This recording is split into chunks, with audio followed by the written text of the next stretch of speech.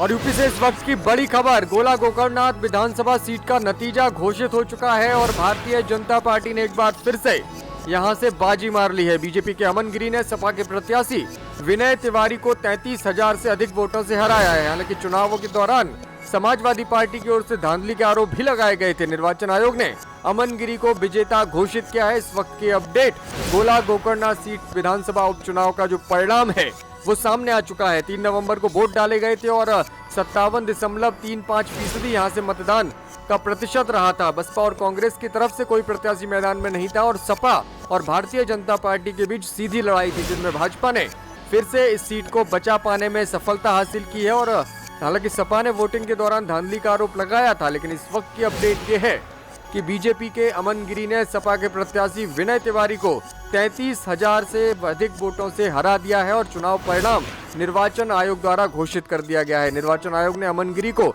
यहां से विजेता घोषित किया गया है। हालांकि पहले से ही अनुमान जताया जा रहा था कि भारतीय जनता पार्टी इस सीट को आसानी से बचा लेगी। अमन गिरी यहां से भारतीय जनता पार्टी के प्रत्याशी थे और 3 नवंबर को यहां वोटिंग हुई थी, जिसका चुनाव परिणाम आज सामने आ चुका है और भारतीय जनता पार्टी ने सपा को 33,000 से अधिक वोटों के अंतर से हरा दिया है। इस वक्त की अपडेट, यूपी उपचुनाव का जो परिणाम है वो सामने आ चुका है। गोला गोकर्णनाथ सीट पर उपचुनाव हुआ था, जिसका परिणाम आज निर्वाचन आयोग ने घोषित कर दिया है। सुबह से ही मतगणना चल रही थी और दोपहर लगभग 1 बजे चुनाव परिणाम साफ हो चुका है और भाजपा के अमन गिरी ने सपा के प्रत्याशी विनय तिवारी को 33,000 से अधिक वोटों से पराजित कर दिया है। निर्वाचन आयोग ने अमन गिरी को जो विजेता का प्रमाण पत्र है वो भी दे दिया है और अमन गिरी ने तमाम मतदाताओं को और क्षेत्र की जनता को आभार प्रदर्शित किया है। 3 नवंबर को यहाँ वोटिंग हुई थी, 57.35% मतदान हुआ था उपचुनाव के दौरान और आज इसका चुनाव परिणाम सामने आ चुका है। भारतीय जनता पार्टी ने सपा को